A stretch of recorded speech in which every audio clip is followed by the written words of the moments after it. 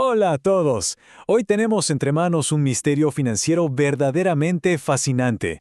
Literal, escondido a simple vista en el último reporte trimestral de CEMU del primer trimestre de 2026. A ver, si solo leemos los titulares de las noticias financieras, es súper fácil quedarse con la idea equivocada. Por eso, en este análisis, vamos a desmenuzar exactamente qué está pasando detrás de esos grandes números para entender la verdadera salud de este gigante del retail. Es una historia buenísima sobre cómo una operación comercial súper sólida puede quedar, digamos, camuflada por puros tecnicismos contables y eventos de una sola vez. ¡Arranquemos! Para empezar, hablemos de una cifra que, operativamente hablando, es brillante. El corazón del negocio está latiendo con una fuerza impresionante. Fíjense que el EBITDA, o sea, las ganancias antes de meter mano a intereses, impuestos y demás, pegó un tremendo salto de 9,6% frente al mismo trimestre del año pasado. Estamos hablando de que las ganancias operativas puras y duras se dispararon hasta rozar los 59.393 millones de pesos. Este nivel de crecimiento en la base misma de la operación nos dice, sin lugar a dudas, que las estrategias comerciales de la empresa la están rompiendo. Pero, y aquí es donde la cosa se pone súper interesante. En un contraste total con esa fuerza operativa que acabamos de ver, la última línea del reporte nos tira un balde de agua fría. La utilidad neta sufrió una caída brutal, del 90%. Se desplomó de 4.210 millones a solo 420 millones de pesos. Y bueno, aquí nace nuestro gran misterio de hoy. ¿Cómo es matemáticamente posible o siquiera lógico que tu motor principal crezca casi un 10%, pero tu ganancia neta colapse un 90%? No tiene sentido a primera vista. Pero ojo, ambas cifras son 100% reales.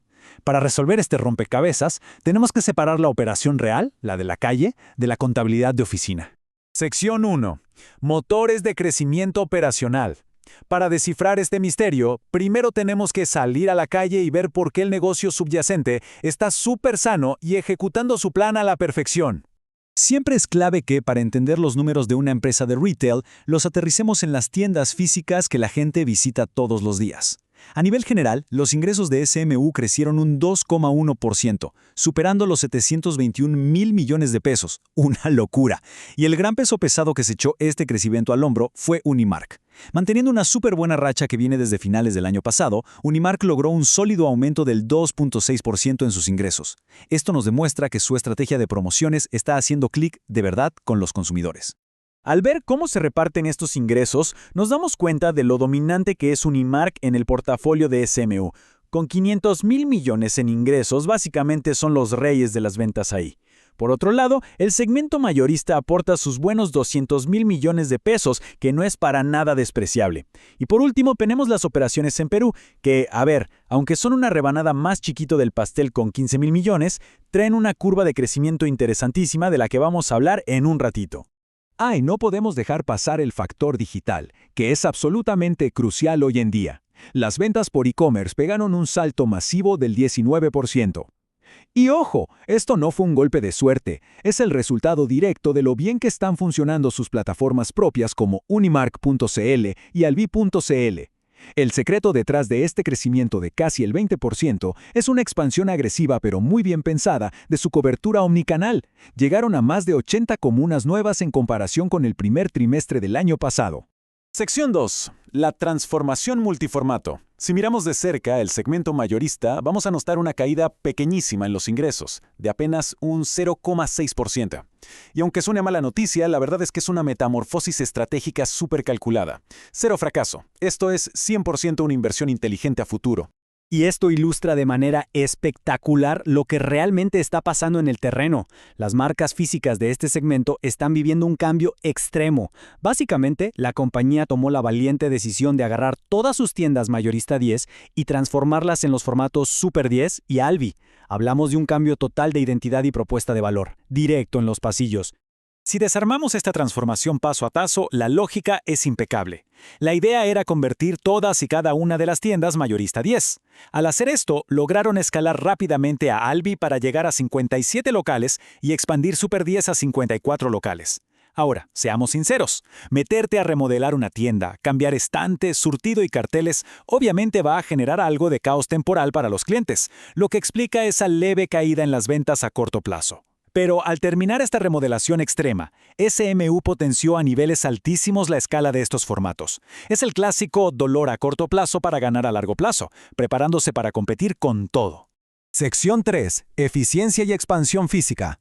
Prepárense, porque este es verdaderamente el motor oculto que está impulsando ese crecimiento en las ganancias operativas que vimos al inicio del análisis. Hay que dimensionar la escala pura de esta operación.